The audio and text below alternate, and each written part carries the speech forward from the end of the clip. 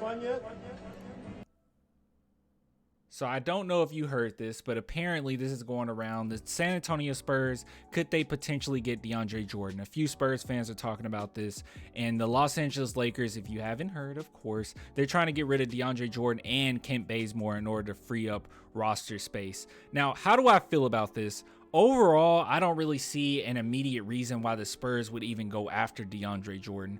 I mean, even if we're talking about the salary situation, I mean, he's getting paid little to nothing. After this season, you can basically go after him and probably pay him little to nothing.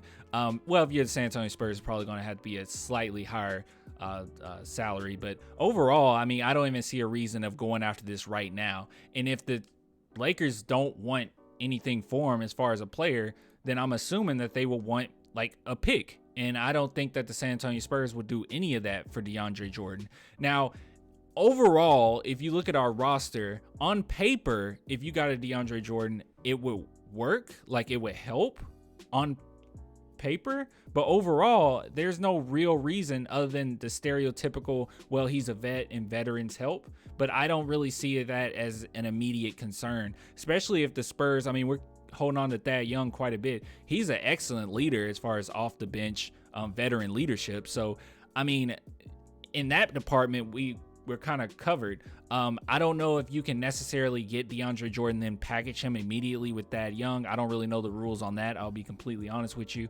But overall, I don't really see a reason to go after DeAndre Jordan. But this is something that people are talking about. Just the fact that the Lakers want to get rid of him. They don't want him anymore. They're not really utilizing him. And that's another thing I wanted to show as well, is if you look at his stats. So if we just say, all right, let's not worry about the veteran leadership, and let's just say the Spurs wanted him to contribute.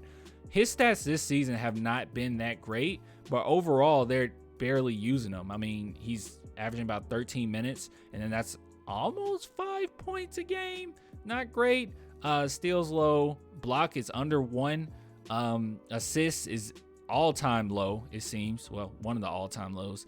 Rebounds about 6. So he's not really being utilized. So it makes sense for them to get rid of him. But at the same time, with the Los Angeles Lakers, I mean, the way that they're set up, you would think that they would be able to utilize DeAndre Jordan to the best of their ability. Now, when he was with the Brooklyn Nets, he did fairly well. And I would assume that we will be getting this type of production right here, where he would get about 21 points, 21 to 22 minutes. I'm sorry, not points. About 8 points per game.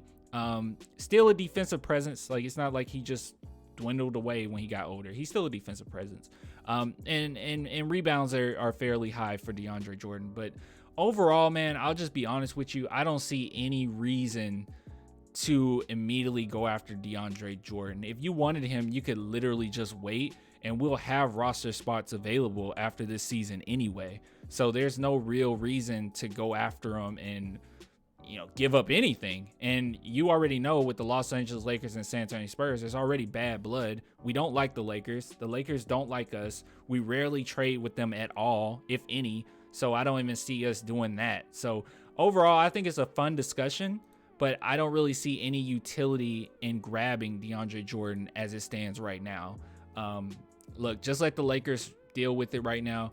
When it's all said and done, we'll have a chance to get him if we wanted that, but there's no real reason. And last thing I wanted to add as well is that we're still waiting to see what Zach Collins can be. Like, I believe that Zach Collins, especially at this point in his career, if he stays healthy, he'll give you way more production than DeAndre Jordan could. And if Zach Collins do not work out, you don't have to worry about that this season. Right now, we have Jock Landale who can back up Jakob Poeltl. Drew Eubanks can still come in and get minutes as he has. And yeah, if Zach Collins don't work out, I mean, you're only paying him half or guaranteed half next season. And then you can go after DeAndre Jordan if you need a little bit more depth. But right now, immediately, there's no real point. I mean, we get them to try to win games. I don't know why we would do it. I have no idea. But you guys can leave the comment. Tell me like what you think. I don't really see a reason, but hey, I might be just overlooking something, honestly. But I do like DeAndre Jordan as a professional. I like him as a leader. Overall, I think he is still a good player, and he still has at least a couple more years in the NBA. So I don't know. I'm I'm not necessarily on the fence. I'm definitely saying no, but I do want to know like what you guys think. But yeah, man, he is getting down with that dance. If you guys want to support the channel, only $2 a month, Patreon, YouTube members. I'll give it to you later. Until next time, deuces.